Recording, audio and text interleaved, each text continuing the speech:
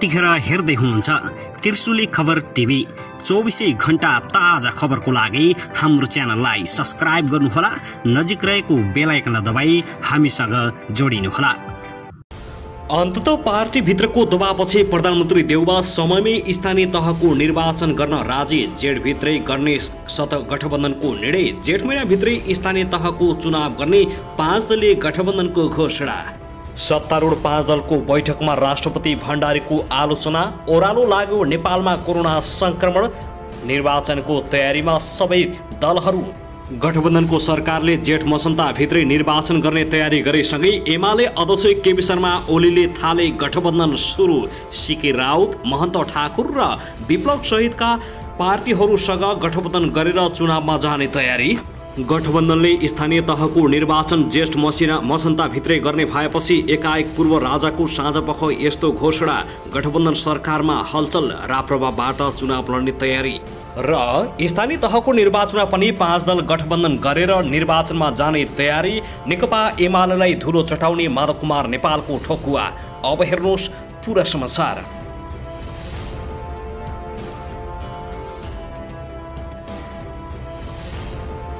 दर्शकबिन नमस्कार, तपाईहरुलाई हार्दिक स्वागत छ हाम्रो च्यानल त्रिशुली खबर टिभीमा।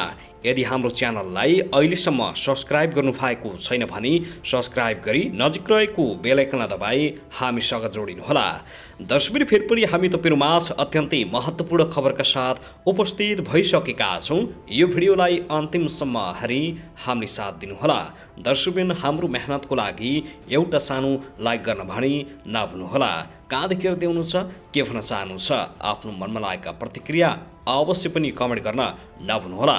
दर्शकबिन अन्ततः गठबन्धनको सरकारले जेठ मसन्ताभित्रै स्थानीय तहको निर्वाचन गर्ने तयारी थालेको छ। यो सँगै नेकपा एमालेमा खैलाबैला मचिएको छ, किनकि 5 दलीय गठबन्धन साथ एक्लै नेकपा एमाले लड्न निकै गाह्रो अवस्था पर्ने देखिएको छ।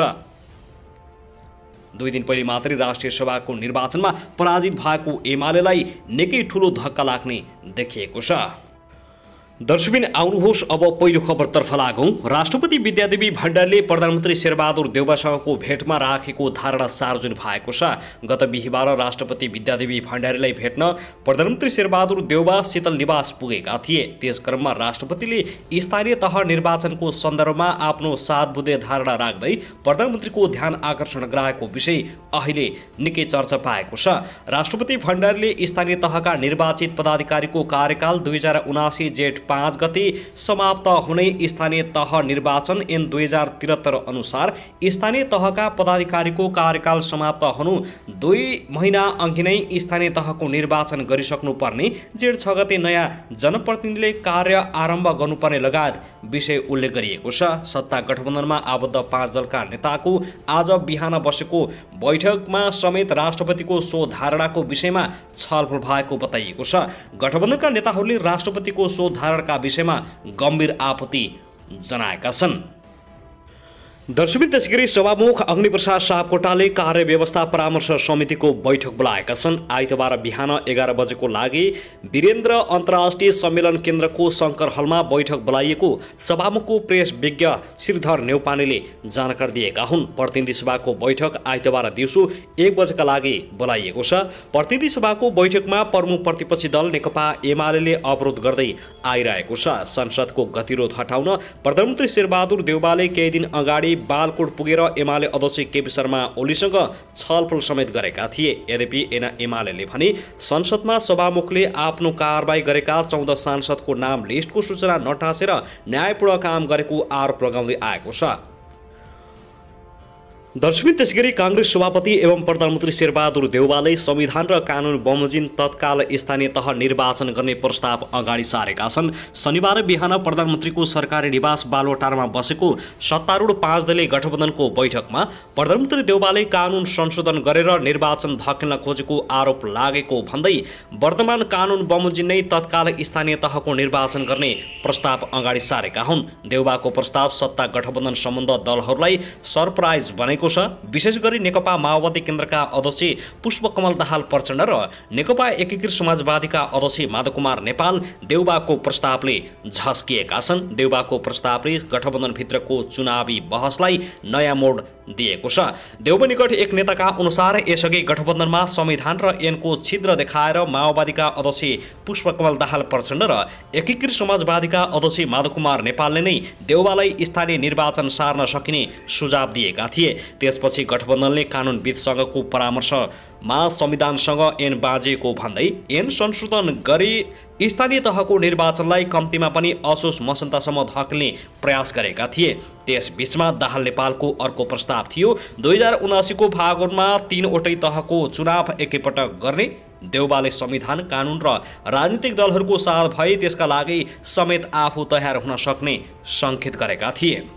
तर राष्ट्रपति विद्यादेवी भण्डारी सहित प्रतिपक्षी नेकपा एमाले लगायत राजनीतिक दल, निर्वाचन आयोग र आफ्नै पार्टीभित्रको दबावका कारण देउबाले वर्तमान संविधान र ऐन बमोजिम नै निर्वाचन गर्ने बाटो रोजेका हुन्। त्यसअनुसार गठबन्धनले फेरि कानुनविदहरूसँग निर्वाचन मितिबारे छलफल गरिरहेको छ।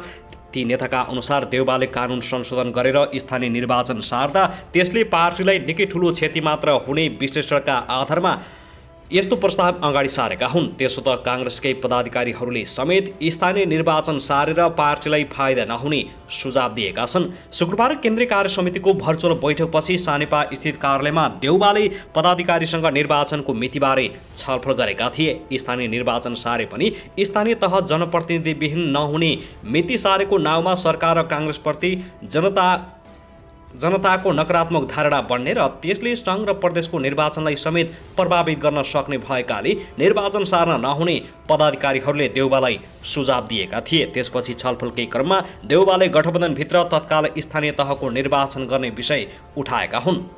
दर्शकबिन, त्यसगरी सत्ताधारी गठबन्धनले जेठ महिनाभित्रै स्थानीय तहको निर्वाचन गर्ने अन्तिम निर्णय गरेको छ। आज 2 चरणमा बसेको 5 दलीय गठबन्धनले जेठभित्रै चुनाव गर्न सरकारलाई सुझाव दिने निर्णय गरेको हो। बैठकका निर्णयबारे जानकारी दिँदै सरकारका प्रवक्ता समेत रहेका नेपाली काङ्ग्रेसका नेता ज्ञानेन्द्र बहादुर कार्कीले जेठ महिनाभित्रै स्थानीय तहको निर्वाचन गर्ने निर्णय गरेको जानकारी दिएका छन्। पार्टीभित्र चर्को दबावपछि प्रधानमन्त्री एवं नेपाली काङ्ग्रेसका सभापति शेरबहादुर देउबा जेठभित्रै चुनाव गर्न लचिलो बनेका थिए। तर नेकपा माओवादी केन्द्र र एकीकृत समाजवादी भने निर्वाचन पछाडि धकेल्न खोजिरहेका थिए। आफ्नो पार्टीभित्रको डा शेखर कोइराला पक्षको दबाव रहिरहँदा देउबा निर्वाचन आयोगले प्रस्ताव गरेको सुझाव अनुसार नै चल्न खोज्दै थिए। यसअघि राष्ट्रपति विद्यादेवी भण्डारीले समेत समयमै निर्वाचन गर्नका लागि बिहीबार सुझाव दिएकी थिइन्। निर्वाचन समयमै गर्नका लागि प्रमुख प्रतिपक्षी दल नेकपा एमाले पनि दबाव दिएको थियो। महान्यायाधीश वक्ता, कानुन मन्त्री र काङ्ग्रेस नेता रमेश लेखकले समयको समन्वय गर्नुपर्छ भन्दै वकालत गर्दै आएका थिए। पार्टीभित्र रामचन्द्र पौडेल सहितका केही नेताहरू भने संविधानमा चुनावको समय बाँझिएको भन्दै केही समय पछाडि धकेल्न खोजिरहेका थिए। तर देउबा भने समय पछाडि सार्दा काङ्ग्रेसलाई पनि घाटा हुने देखेर अन्ततः गठबन्धनलाई समयमै चुनाव गराउन राजी भएका हुन्। देउबालाई प्रधान महामन्त्री गगन कुमार थापाले समेत दबाव दिइरहेका थिए। उनले शुक्रबारको पार्टी केन्द्रीय समितिको छोटो बैठकमा समेत समयमै स्थानीय तहको निर्वाचन गर्नुपर्नेमा जोड दिँदै सभापति शेरबहादुर देउबालाई सोच्न बाध्य पारेका थिए र आज गठबन्धनको सरकारले स्थानीय तहको निर्वाचन जेठ मसन्तभन्दा पहिले नै गर्ने अन्तिम निर्णय गरेको छ।